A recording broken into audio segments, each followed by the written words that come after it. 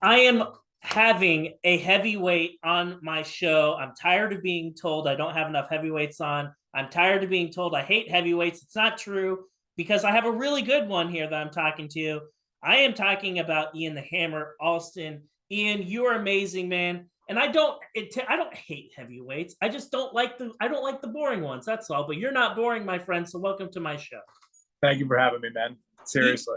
Ian, you are the former Next Generation CFFC Heavyweight Champion. And for people who don't know what that means, that's just a really fancy way of saying you are the amateur CFFC Heavyweight Champion.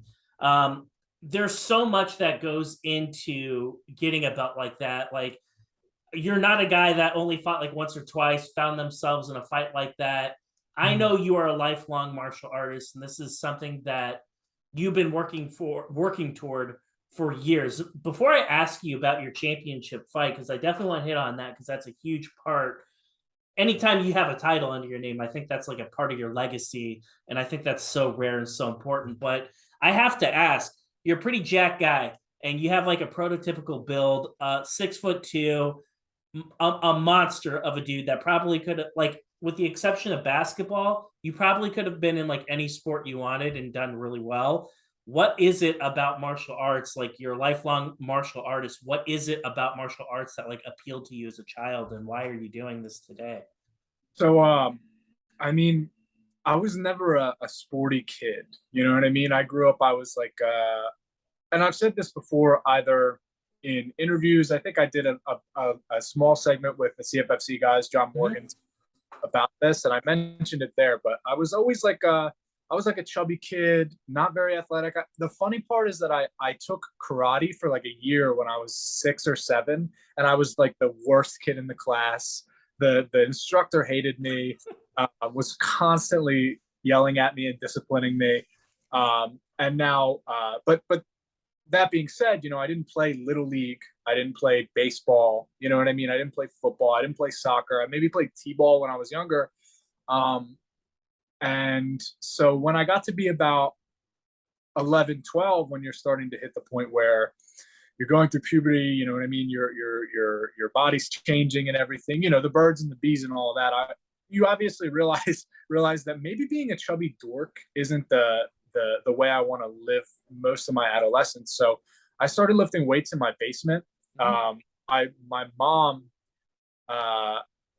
expert trash picker back in the day, trash picked me a bench, as well as some, just like a basic set of weights and an old rusty iron bar. And I started out just lifting weights in my parents' garage. And then there was a powerhouse gym up the street from my house, and I made my way there, met a former drill instructor there. This guy, Eric Keck, Doc is what everybody used to call him. And he kind of like took a chance on me, taught me everything I knew about lifting weights. And by the time I was like 13, 14, I kind of had my feet under me.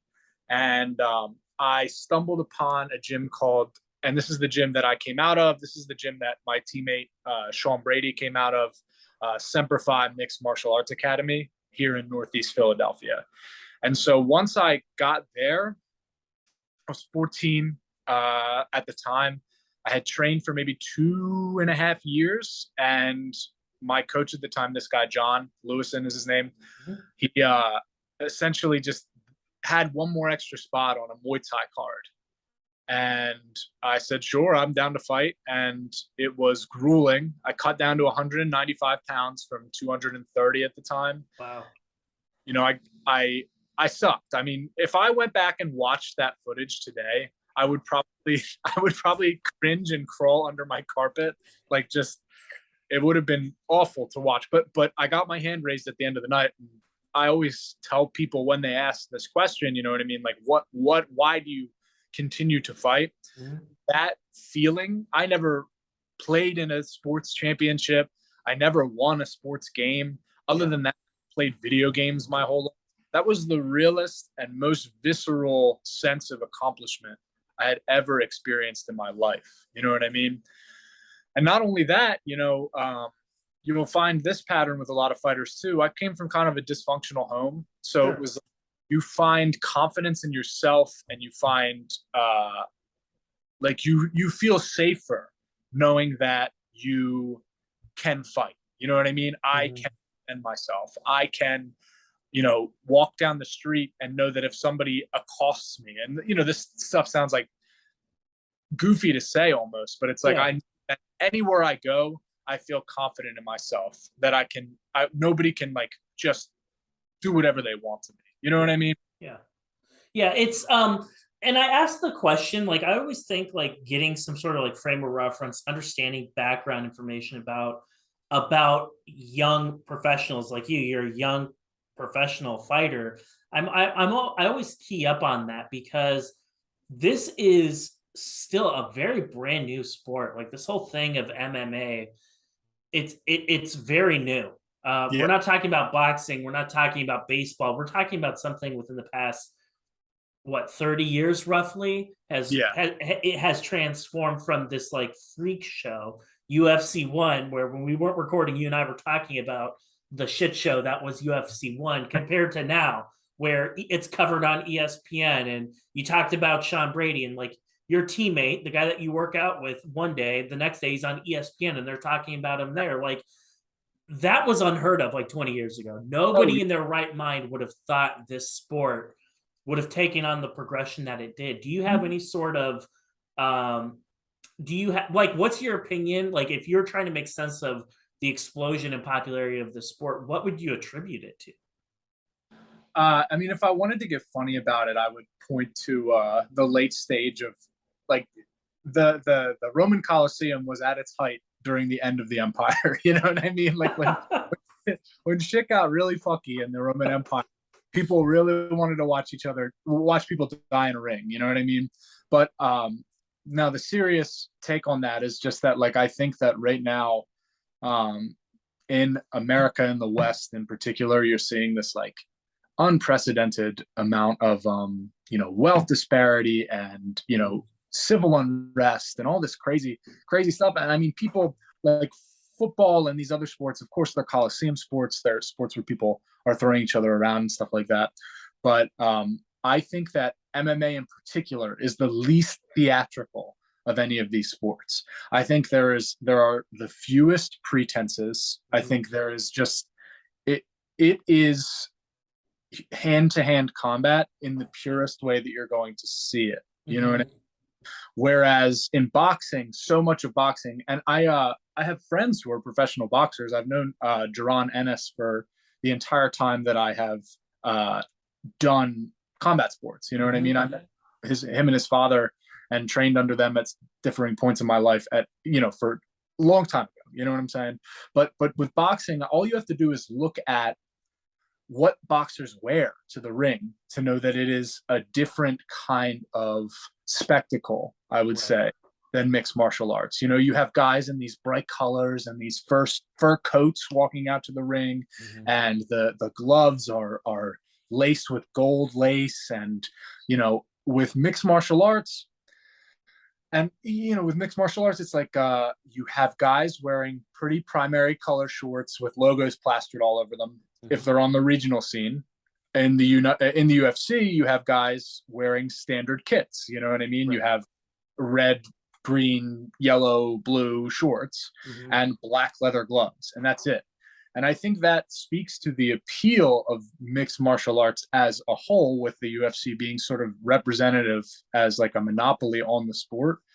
That it is utilitarian, the most utilitarian way to consume the most amount of violence that we can show.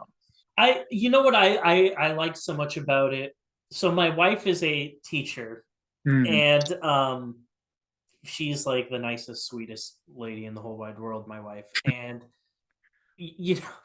like when I take my wife, like when we go out or something, or we have friends over, my wife will be the one, like, Miss fourth grade teacher. Oh yeah, we went to a mixed martial arts fight and I really liked it. And like, Sarah, you went to a cage fight? And she was just like, yeah, I kind of like it.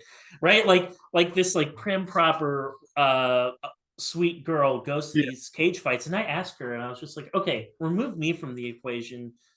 Obviously you're willing to like watch these fights. Like, what is it to you that appeals? And she said, number one, I like watching women fight, and number two, there aren't a lot of rules. So like when there are rules that are broken, it's pretty obvious to understand why. And Mhm. I think like just kind of that appeal, like the layman can totally watch this. Granted, they're not going to totally understand all the technique. They're not going Yeah, to understand the jujitsu or maybe a good part of the clinch game. But there's something primal about fighting, though, that's easy to interpret, even for yeah, people who don't fight. And I think that's a good part of the reason. very true. No, yeah, I think that is that touches on the utilitarianism of it. You know what I mean? It Yeah, is absolutely. very much like, I mean, if you watch and let's not compare bar fights to lifelong martial artists, but if you see two guys at a bar fighting, it usually amounts to guys like grabbing on each other and falling on the ground. That's Right. usually what I tell people who are like, I'm a coach too, you know what I mean? I've been Mhm. coaching for 5 years now at Semper Fi Martial Arts. And when people come in and they're like, what do you think is the best martial art to learn? And I'm like, that's a loaded question, Right. obviously. I'm a lifelong striker. Personally, I started with Muay Thai, but I've also done jujitsu for 10 years. And I can just say from like my experience in the real world, as far as like seeing people fight, the few street fights that I've been in my life, guys usually just grab each other and fall over. You know what I mean? And then the winner of the fight is whoever is on top and starts wailing on the other guy. And so what my point there is that when people watch MMA, there is no ref to break up a clinch most of the time. You know what I mean?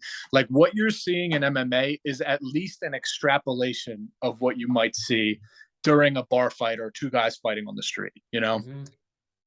So just to speak to your point about it being easy to understand for laymen.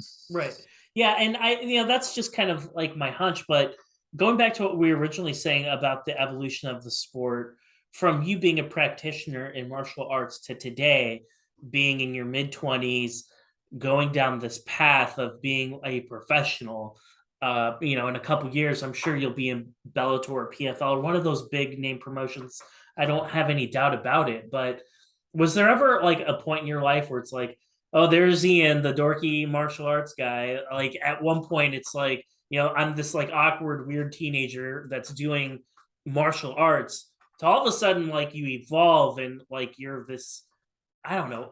I would go as far as to say like a comic book hero of sorts, where it's like, look at this guy, look how shredded this guy is. Like he's going in there and he's like in a cage fight. So it's like to you, it's all the same. It's like I don't know what you guys are making a big deal of. I've been doing this. I've been doing all of this since I was a teenager. I Yeah, didn't wake up and get cooler all of a sudden. So yeah, does it kind of amuse you in a way, like the things that you would get picked on? Now you're like when you were a teenager. Now you get like heaps of praise on people like put you on this like pedestal. Like oh my gosh, look at this guy. He's a professional fighter. He's a big badass now. Is it kind of amusing in a way? yeah. So I mean, like you'll find this through line with a lot of martial artists. Like I sort of classify MMA guys into a couple of categories. You have kind of like the prototypical jocks who have just always been kind of like the Chad alpha male in their little group. And you will run into those guys. Like those are the guys like the Julian Lanes and the Mike Perrys and stuff like that. Those Sure. guys like to scrap and always have and probably fought every guy at the local keg. You know what I mean?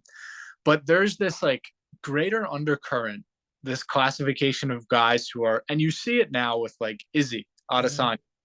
Adesanya. The reason he's so huge right now is he's appealing to this nerd undercurrent that also has a crossover interest with martial arts. Right.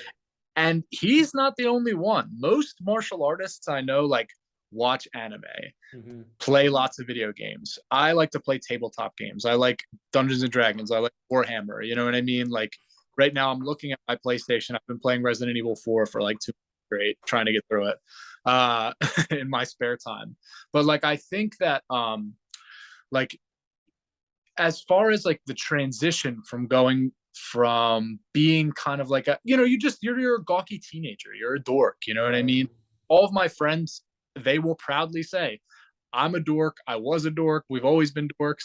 And so I always hung out with that crowd of guys who were kind of like prototypical dorks. And you know, I will say that like when I was fighting, because I'm in this group where I was fighting as a high schooler, Mhm.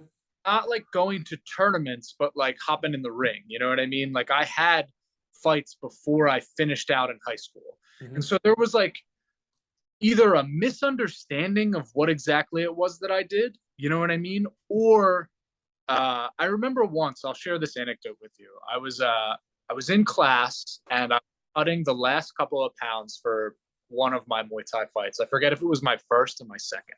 It was like a computer science class. It was at this point that like I've always been like an English guy, so I'm not that interested in STEM anyway. And this teacher, this guy, Mr. Tanner was his name, and he had a good relationship with the students. But I remember at one point, I'm cutting weight. I haven't eaten. I have my gallon of water there with me, and he comes over, and I think I was just like I was just dragging my feet on an assignment. He comes over, and I'm working with a buddy in a partner group thing, and he's like, Ian, did you get that assignment done yet? And I swear, like my head turned to look at him, and he was like, okay, I'll ask again later. Like he was like not like he did not, I'm 6 feet tall, however many pounds in high school, and he had an understanding of what it was that I was preparing for, and he was like, okay, I'm gonna leave you alone on this now. You know what I mean? I think he had a run in with a hangry fighter, and one thing, hangry fighters. Oh boy, like that's just something. Hey, that consider what Ian just said. A PSA: if you have an MMA podcast and you're watching this, try not to talk to these guys when they're cutting weight. Don't talk to them when they're hangry, and don't talk to them this is like the cutoff for you, like, right? This is the cutoff. Like anytime past today, it's like I'll talk to him after the fight. We're like it's just too close now. So that's a PSA for everybody. Happy fighters, happy podcasters. We can all kumbaya together. Ian, one of the things that I think is so interesting to me is we hear all of these presumptions, all these assumptions about what fighting is, and I think it's only natural, just like with anything that is niche or unique. Outsiders, we have this like tendency to like build things up and to make them a lot like more extravagant or a lot more than what they really are in practice. What are some of the biggest misconceptions about being a professional, or that you'd like to like let the masses know, whether it be just like how you prepare for your fights, the selling tickets element to it? Like, I don't feel people really have a true understanding of the nitty gritty behind the fighting. We always think of like the glamour. We think about the rose petals being thrown on the gladiators, but we don't really think about all the not so brilliant things that happen behind the scenes that people may not be aware about. All right. I have an important PSA. And this is something that I've been going over with my students in the gym and the guys who do the jiu-jitsu program at Semper Fi Martial Arts. If you know a fighter and he's fighting and he is selling tickets, and if you contact him for tickets the week of the fight, just know that that person has killed you 37 times. I cannot tell you the amount of disdain I have for people who try to buy tickets from me the week of the fight. And then not only that, pardon my French, I have had motherfuckers text me in the back while I'm warming up, right? Yo, dog, can I get a ticket? You still got tickets? I'm like, are you fucking kidding me? I'm supposed to go on in like 20 minutes. You're a nutcase. Like, you got some balls, man. But, number one, you're definitely a huge a-hole if you're that guy. And I'll speak for you on this one. No, he has no idea when he's fighting. Don't ever ask that question. Oh my God. Like, just show up, and he shows up when he shows up. Like, don't ask. Just show up and enjoy the fights. I think what I would like to share a little bit of is like, so sometimes in UFC, you'll get like the backstage camera and you'll see the guys like punching at the camera and like moving around to warm up. I think the most nerve-wracking part of fight day is just like sitting in the back doing nothing. Just waiting around. Yeah. And that's like things that I miss about being like a very early undercard fighter. Like when I debuted and was like the first fight of the night, that was awesome because I got in, warmed up, fought, and could just go home. Like I'm not a guy who sticks around after to watch the rest of the fights unless I have like a teammate fighting. Sure. I will go out, fight, get my check, get my money, whatever, and go home because I am tired. You know what I mean? I'm not an extrovert in that capacity. Sure. But like when you're sitting in the back, like especially somewhere like the 2300, or you're at a casino where it's like all like it's kind of like a hotel, you know what I mean? Like where the way they have you in the back on these like hotel carpets and stuff like that. Like it's just like in a ballroom, there might be a curtain between you and the blue exactly, side. Yeah. yep. It's crazy how it's like an indescribable feeling of just like looming tension. You know what I mean? Like everybody knows what they're there to do. And like the coaches are all there kind of like shooting the shit and doing their thing. Like one of my main cornermen, my coach forever, this his name's Julio Rosario. He will like just disappear. Like he'll just walk out of the back, go to the front, meet with people, get popcorn, get soda. That's a guy who's been to like a million fights and been in the back, and you know what I mean? I've done it a 1,000 times. Like the coaches will just shoot the shit, but the fighters are all just like on edge from the moment you step back there. You know what I mean? Yeah, I'd imagine. So it's like you see obviously us make that walk, and there's like the lights going and the walkout music. That's like the easy. You know what I mean? That's the part where like, well, I've come this far. You know what I mean? I'm not turning back now. Yeah. You know, when you're in the back, you're like, why the fuck do I do this? You know, why do I was just kind of thinking, like, from a psychological perspective, you really have to. I'm hypothesizing from a psychological perspective, that environment could really. I'm surprised. You tell me if I'm wrong, but like I am surprised there's not like way more panic attacks back there. I'm surprised people aren't stroking out. I'm surprised that all these fights happen when they do, because like think about it, it's like, okay, voluntary violence, and I'm sure once you're actually in the process of doing it, I'm not saying it's easy physically, but maybe like psychologically it's a bit easier because you've spent the past 2 or 3 months building this person up to be this like boss that you have to fight on a video game, right? But then you go in there and you fight this person, and yes, he's very difficult. Yes, he's a martial artist. Like, yes, he's a tough guy, but it's like he's just another guy. He's just another guy that I've built up in my mind. And I'm sure like you start seeing this, and it happens at all levels. Then you start seeing like once those fighters like acknowledge and accept that, like that moment of clarity kicks in. It's like, okay, now I'm confident. And then you start seeing the tides of the fight change, right? But I'm thinking, Ian, and I'm just like, you have to be locked in psychologically to do this. And I think the fighting part is the easiest part. It's up here. That's got to be like your mentals have to be locked down. And I can only imagine how stressful it is, right? So you're on the blue corner, red corner, whatever the case may be. You have a room, and it's you and what, 6 other guys, 7 other guys, and then it dwindles, right? People just start leaving. The first fighter, the next one, then all of a sudden, like you start thinning out. It's you and 2 other guys. It's just that would fuck with me, man. Like it really would. So and what are some? They're coming back with like black eyes and like big cuts on their faces and shit like that, and you're like, oh boy, here I go. Sometimes on crutches. You're like, Jesus Christ, man, what the hell is going on? So what are some things, Ian, that like if you, so you talked about being an instructor, and I'm sure that you probably even train or corner like amateur fighters. I'm sure you've done that a dime a dozen. Like what are some keys of advice that you would give for like a young fighter who's getting ready to like fight on the amateur circuit about being in that type of environment? One thing is that, and this is something I still am dealing with myself as a fight, and then dealing with my guys when I go back there with them. Like you're going to get nervous. Sure. Like you are just there.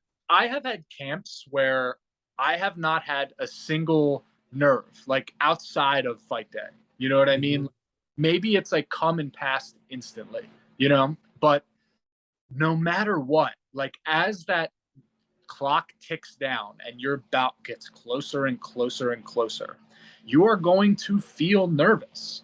And that's okay. Those nerves actually, and they, I know there are studies on this, but not fighters, but athletes in general who sort of have those nerves, like the greatest athletes in the world, use those nerves to sharpen their performance. You know what I mean?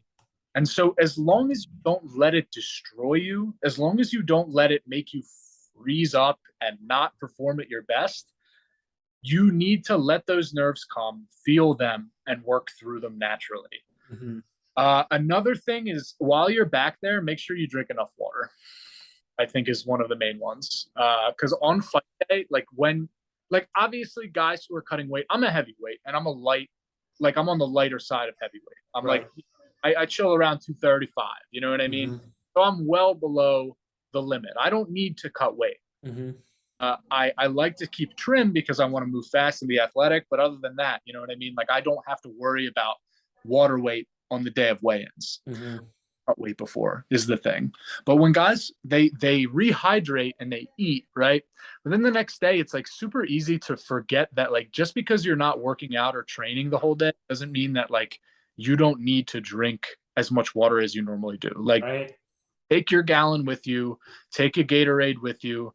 One of my least favorite things is when I'm in the back, especially when I do have to cut weight, and when I'm in the back and I start to cramp up and I'm like, Jesus Christ, I should have drank my fucking water today. You know what I mean? So little stuff like that, bring a book, bring an item that comforts you. You know what I mean? Whether if you're a religious person, bring your Bible. If you're somebody who loves your family, bring a picture of your grandma. You know what I mean? Surround yourself with talismans that are going to comfort you when you're in the back. And remember that you're going to be nervous no matter what. And that's part of the process. I would imagine part of it, and again, it's speculation on my part, having not done it, because you can say all these things, but unless you've actually made that walk, you're never really going to know. But in my mind, I'm always thinking about it if I had to draw a parallel from my own life to make this relatable, it would be, think about doing a test when you were in school, or in my case, the military as well. It's hey, you're going to get evaluated on how well you fire your weapon today. So they're going to look and make sure you're being safe. They're going to watch you perform and watch you apply a bunch of fundamentals to putting a round down range on a piece of paper. Yeah. So it's probably similar to that. They're hawk-eyeing you, they're watching you. Yes, there are eyes on you. Yes, it might make you a little nervous, but it's part of the process. Acknowledge that and move on. It's okay to get the nerves. Acknowledge it and then try to identify okay, well, what is it I'm nervous about? Is it just my butterflies? Do I think I didn't prepare enough? And then once you start sorting through those objections in your mind, or that rationale, and once you identify it, then it's oh, okay, well, I'm just nervous because I'm nervous, and that's okay. Yeah, exactly. No, and I'll say this last thing and we can move on. Sorry. It just came to me while you were saying that. Timidity is your worst enemy in this sport. You know what I mean? You will get more out of going out, leaving it all on the canvas and getting finished than you will, putting on a boring fight. You know what I mean? When I was fighting for Art of War, I fought Patrick Brady for a championship, right?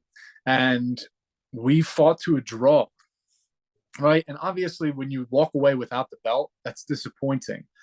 But I will say that fight and my performance that night did more for me, for my reputation, for my career, for regionally what I'm known for and what I like to bring to a fight, than a win where I had knocked Pat out in the first round probably would have done. You know what I mean? Or if I had just won a boring decision using my jiu-jitsu, leaving everything there. And so a quick anecdote, Dana White's Contender Series, my teammate Joe Pfeiffer, he just went on and put on a real great performance, had a wonderful knockout with a left hook. I forget what round, but irrelevant. Afterwards, Dana White said, act like you want to be here. You know what I mean? And that doesn't just apply to Dana White's Contender Series. That applies to everywhere. Go out there and act like you want to be on the canvas. If you go, and it's with the heavyweights you talk about, you say you don't want to watch a boring fight. Nobody does. Yeah. Nobody wants to watch a boring fight. Yeah, exactly. And but that's what makes it cool though, when I see somebody like you out there, because anytime I see like the name come across the screen, and then the two guys, like red corner, or red side, B side, and then like your picture comes up. The first thing I look at for the heavyweights, I zero right in on the weight, and if I see somebody who's coming in 15 pounds under the limit, 20 Yeah. pounds under the limit, I'm like, this guy's probably a badass. I was Mhm. like, this guy probably has a lot of agility, is really explosive. May not be the biggest, but that doesn't really matter, because as the time goes on, like there's an advantage to this. Yes. Yeah. It's like, if we're going to be nerds for a second, it's like wearing the light armor, but there's an advantage of wearing light armor, right? Yes. Yep. So that's the first thing I look into, and I'm like, okay, wow, this guy's coming in quite a bit under. Yeah. I bet you he's fast, and we're just not used to seeing speed very often in a heavyweight level. That was the very first thing I looked at, and I noticed that about you. I noticed that it's the first physical trait of yours that leaps out at me. I watch a ridiculous amount of fights. I'm not going to tell anyone how many fights I watch. Just know they're a lot, and I don't always watch them live, because honestly, it's sometimes it's too much, and like I have my own wife, I have my own family, but rest assured, I love you all. I just can't watch all these fights in real time, because that doesn't pay my bills. I did happen to watch your fight live, though. Actually, I've seen 1, 2, 3 of your fights in a row, all live. CFFC 101, CFFC 105, CFFC 109. I watched all those live. You're fast, like your cardio, very, very good. And do you think, like, particularly when you're like on the amateur side of things, did you have like this like feeling that your opponents weren't maybe quite aware of like how agile you really are until they're like actually in there with you? Yeah. I think that, see, it's tough because in PA in particular, the amateur rule set is 2 rounds, right? No ground and pound to the head, no head kicks, no head knees, no nothing, basically. Yep. Basically a kickboxing match with takedowns and some straight submission. You can't twist. No leg locking, no elbows, no knees. Yep. And so, like, I'm a Muay Thai guy. That's my background. You know what I mean? And I throwing kicks when so much for the art of 8 limbs. Ridiculous. And we'll get to, as far as my debut went, my pro debut, I definitely was so grateful to take advantage of the fact that I could throw elbows. But you go into these fights and I don't know, like so much changed for me as far as my conditioning, how I fight, the objective that I have when I'm in the cage, like even in just these last 3 fights, that I feel like even if you went back and you watched my tape and you understood what I was about from fight 1, 2, 3, 4, and then I lost to Raiden Keller in May of 2020. And then after that, like so much changed for me, just training wise.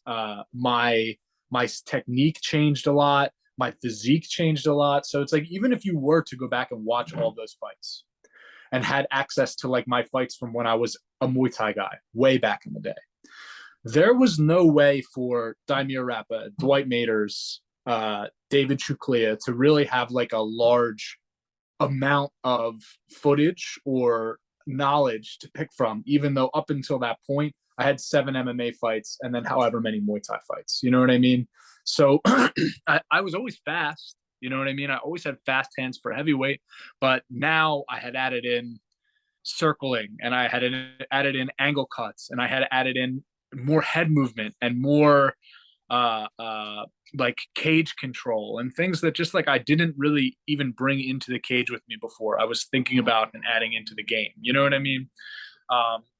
So yeah, I'm sure that my speed surprised them, but also something that's missing from amateur fights in general is fight IQ, which I think being present and having sort of like a different mindset going into it, going into these last couple fights, that really helped to improve my IQ in there, if that makes sense. It totally makes sense. One of the things I wanted to pick up on, you win the amateur heavyweight title at CFFC 105. That was an insane card, by the way, from top to bottom. And I keep telling Jose Perez his fight against Paul Capaldo is my favorite CFFC fight of all time. That fight was bananas. More on Jose later. Be sure to check out my interview with Jose. This one will come out before the one that we'll do with Jose later. Great guy, but he's got another fight. Ian is fighting on the same card as Jose is. That's why I mentioned that. But I remember watching this fight, and you win the title. Like, that has got to, like, can you talk a little bit about that? Because that is, I don't know, I guess for me, it's like I make a huge deal out of any sort of title fight. I don't care if it's an amateur fight. I don't care if it's on the regional scene. I don't care if you're fighting in a farmer's field and like he like makes you a belt out of corn husks. It's badass, right? Like, it's like, wow, that guy's got a belt. That's so freaking cool. Like, what was that feeling like for you? Like, being able to like get a title, an actual title under your belt, like so relatively new into your career. I felt like so just to rewind a little bit, like I had said, I had fought for a championship in the past.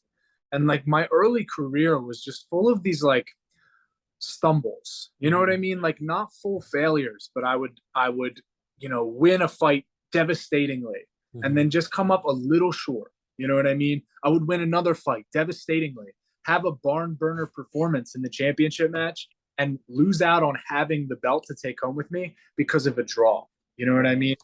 I would take a lot. Like, it just, the belt then it meant a lot to me because what I had earned that title shot off of a fight against a tough opponent, a tough wrestler on 36 hours notice.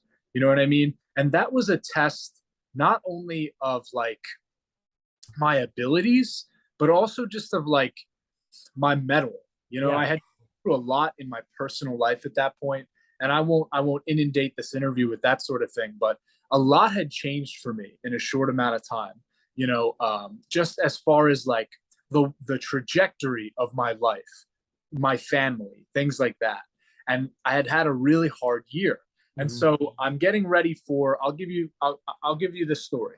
I'm getting ready for, and we'll return to the title match in a moment. Sorry. I'm getting ready for a fight for this promotion called Flex Fights in New York. I think you've had Mariah on a few times, and she won the title recently.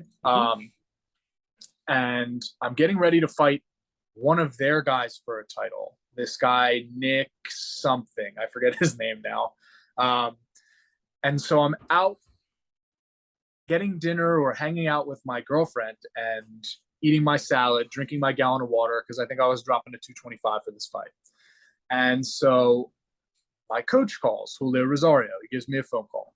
All right. I answer the phone and he says, Ian, what are you doing this Saturday? And I said, I was probably going to go to sparring in the morning. Not really sure other than that. Why? What's up? And he said, okay, well, you're fighting. Cage Fury had an opening. Somebody's guy dropped out with COVID. They need a fill-in. And I was like, can I think about it? And he was like, no, you have 10 minutes. Wow. And I was like, okay. And he hung up. And I was like, what the fuck? So I tell my girlfriend, and she's like, what? She was new to it. I had just met, started dating her a few months before. I had taken her to an MMA show just to like sort of wet her feet a little bit. But like, she's like, I thought you had weeks left to prepare for this fight. 2 days, like, is that even enough? And I was like, I don't know. I called my best friends. They were like, what are you going to do? I was like, oh, I'm going to check my weight and see what's up, because I had to get to 225. And I call him back, my coach, and I'm like, all right, Julio, do you have a good feeling about this? Do you feel this is the right move?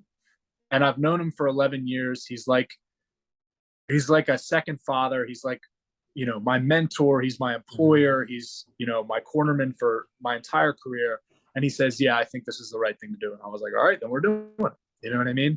And so 2 days later, I'm at Parks Casino here in the Philadelphia area. And I fight Daimir Rappa and beat him decisively on that short notice. And just, I felt so different. I felt like a new fighter, so confident. I felt so present.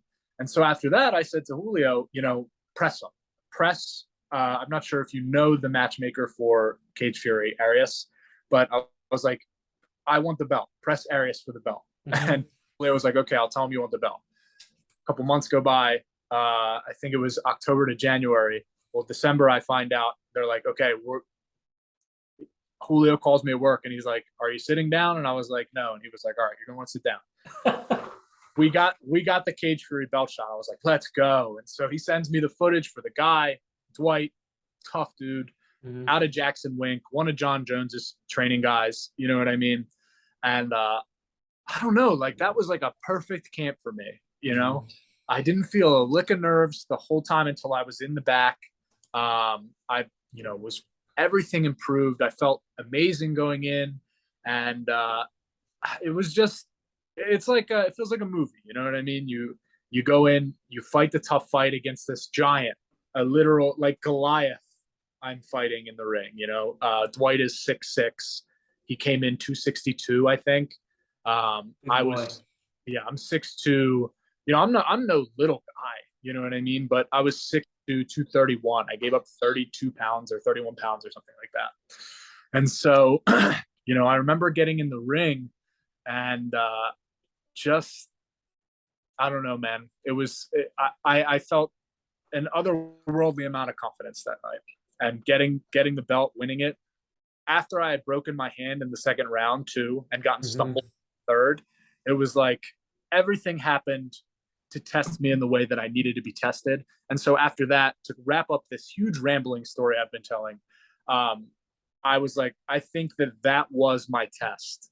That was the test I needed, and I'm ready to be a professional. What does that say? Like, right? So you come off a loss, and then like your coach comes and he tells you like, hey, you have like basically 2 seconds to decide, and you're like, oh shit, fuck it, I guess I'll do it. You said we should. You go out there, you perform to your abilities. The next go around, only a few months later, you find yourself fighting for a championship belt. Like, and this is like, we're talking what, 5 or 6 months from like hitting a pretty low point in the sport to like all of a sudden it's like, oh crap, now like I have the potential to not only like put 2 back to back, but like this one's for like a championship belt. Like that's insane. It just goes to show you like the stock market effect of like this sport. Like you can't stay up here, but you can't stay down here either. Like you have to like find that healthy middle ground between the two. Yep. Yeah.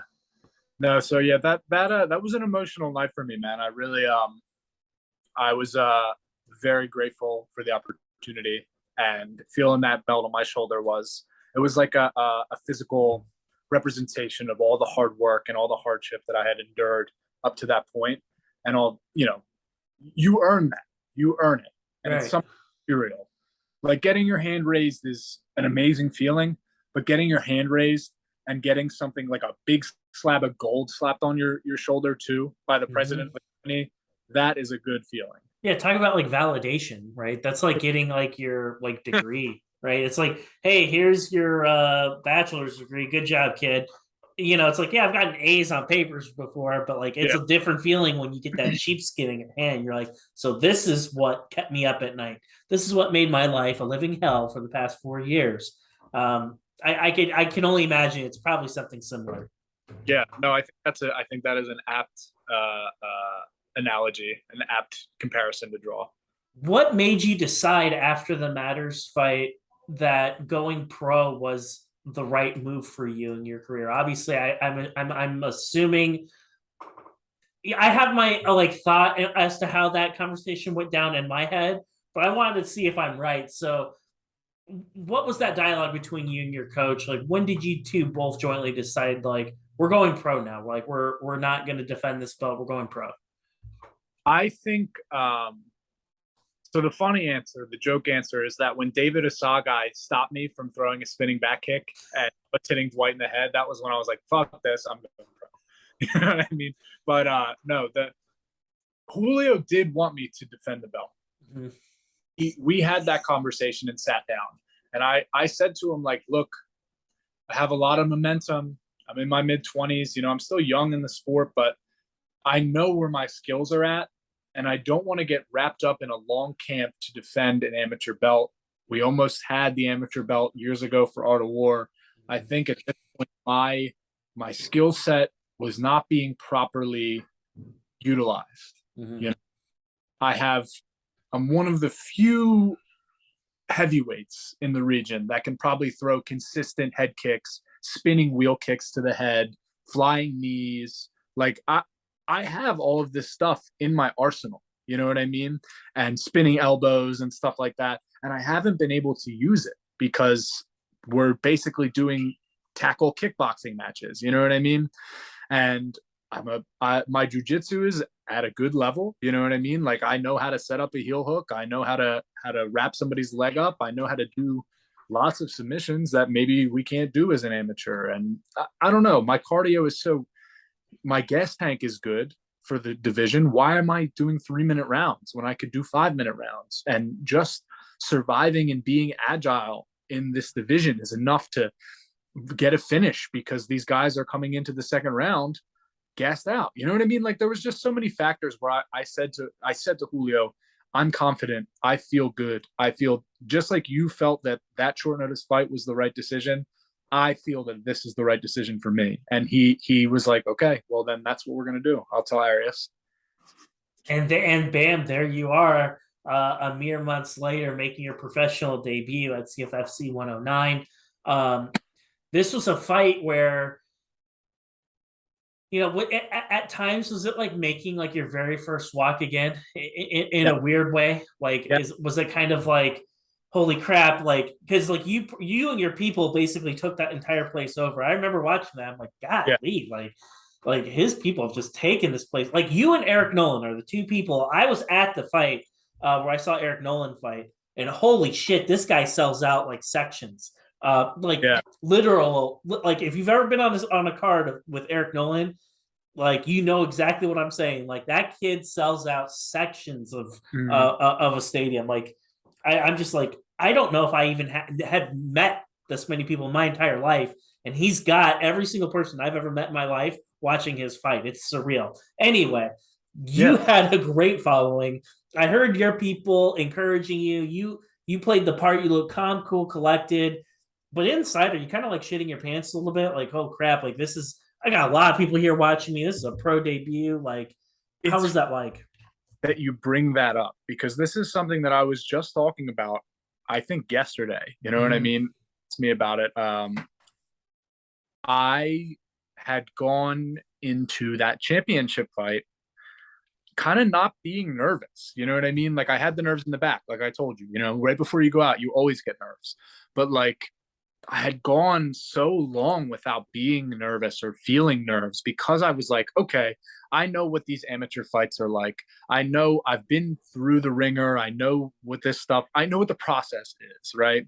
But then it's like, I felt like a debuter again, which I was a pro debuter, but I felt like an amateur debuter again. Like I was getting like the heavy feeling in my stomach. Like I had to take a shit the whole time. Like I was like, I remember like being like, fuck, I'm so wound up right now. This is bizarre. Like, but again, it's kind of like you're nervous in the back and then you step out onto the bottom floor. So like at the 2300, you come down a staircase and then there's a curtain there and you go down this concrete walkway and you get to where they start having the fighters walk out onto the, like the runway that we walk. And so as soon as I get to that spot and I have the media director who's like, okay, you're going to walk out to this dot, you're going to stand there, you're going to let the cameras hit you, you're going to do whatever you're going to do, and then you're going to make your walk. As soon as I touched that dot and turned to look at the crowd and I heard that pop, you know what I mean, from the crowd, I was like, okay, I know why I do this. I'm having time. Let's rock and roll. You know what I mean? Like this is what I'm here for, So I was shitting my pants in the back to your point, but yeah, I mean, naturally. But I knew at this point I'm confident in my abilities, man. I have a friend. His name is Justin Haskell. He's a local guy here, but he's from Daniel Gracie's old school heavyweight, who kind of like took a chance on me. He's like my older brother. You know what I mean? Like he really pushed for me to pursue this as a career because he saw something in me, you know what I mean, and gave me a lot of confidence. And a while back, he said to me, and he had to go away for a while, like he had to leave, and so he had said to me before he left, he was like, look, we all know who Ian Allston is. Everybody in the gym, everybody who loves you and who supports you, they know who you are. You have to have the confidence, the wherewithal to know who Ian Allston is. And so I carried that with me while he was away. And that was what I thought about, you know what I mean? Fighting Daimir, Dwight, and Dave, Triple D, you know what I mean? So, but that is what is sort of carrying me, is like, I have a level of confidence now that I didn't have before. And so even when I do get nervous in the back, even when I did feel like a new debuter again, it was like, I've been through this. I know this. Well, when you made your debut, all I can say is it was hard for me because I was like, wow, like for only a few months, he looks different. He looks like really sharp out there. I don't expect to see big leaps in people. If we're only talking 5 or 6 months in between fights, but when you went out there, because like I said, I watched the championship fight in January, February, and then this fight was in like June or like end of May, beginning of June, whatever. That's not a lot of time. So we're only talking 4 or 5 months. I'm like, holy crap, like he looks really damn good out there. Yeah, I think part of that is illusory in the way that Dwight and Dave, two completely different fights, right? Not only just different fighters, but different fights. Dwight is this tough as nails, giant of a man, who walked through my hardest punches. You know what I mean?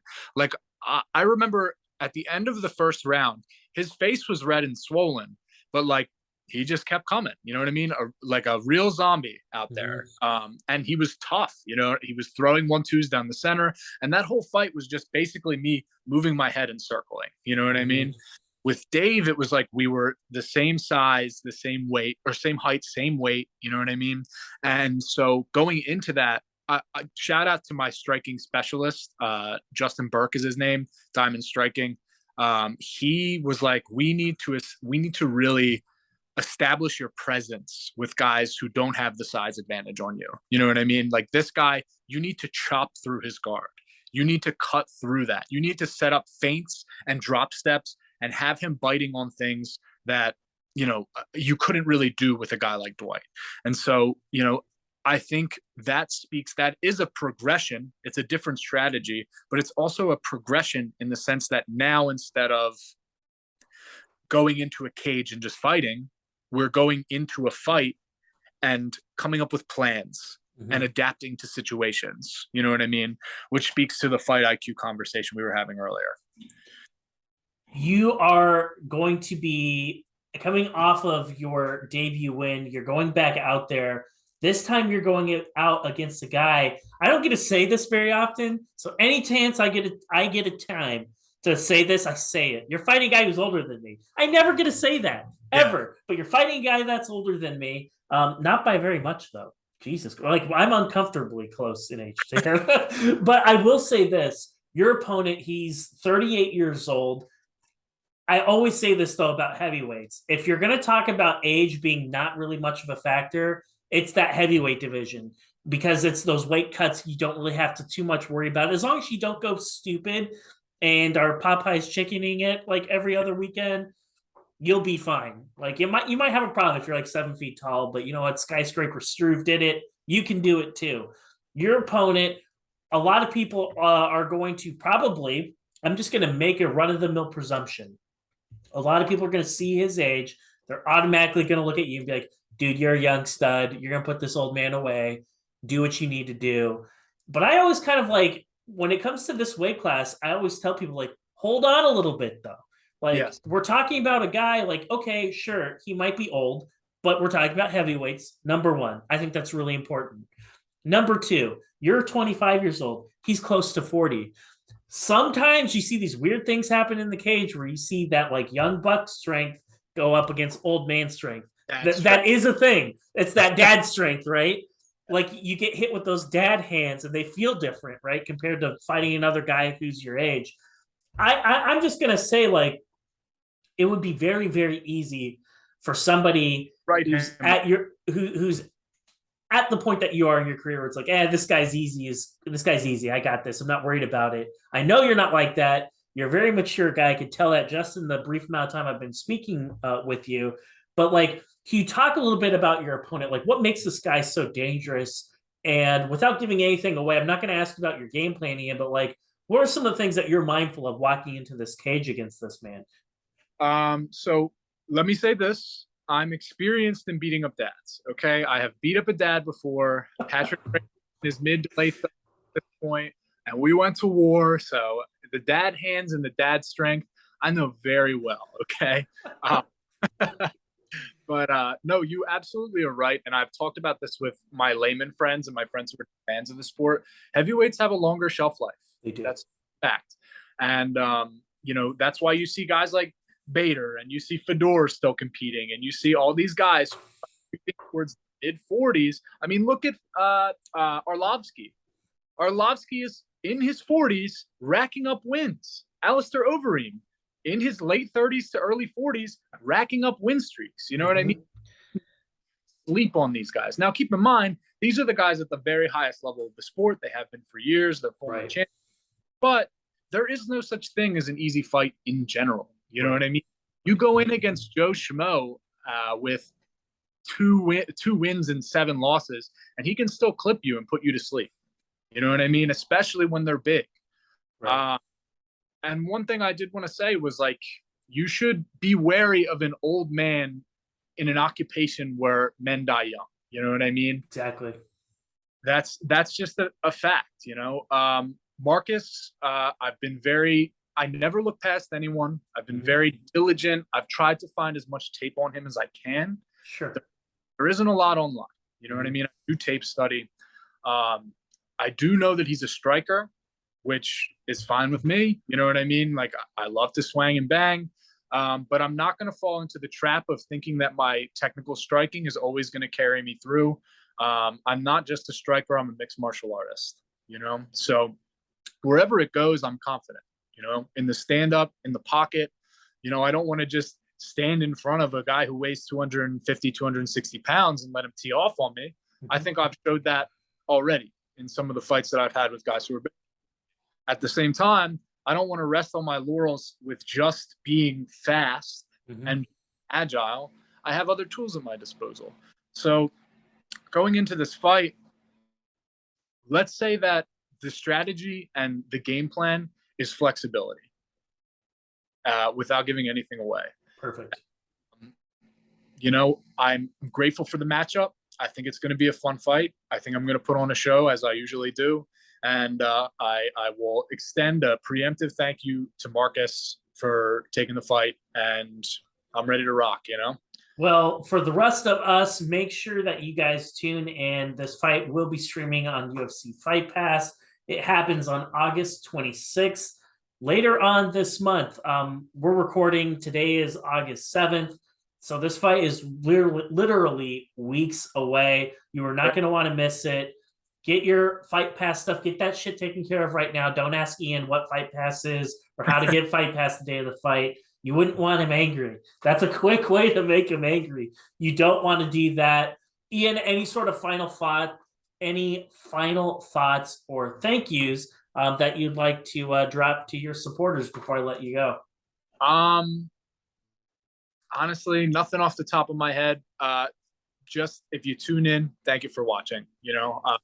Can't do this without the fans.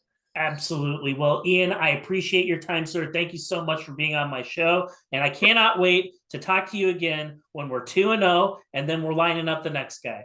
Yes, sir. All right, buddy.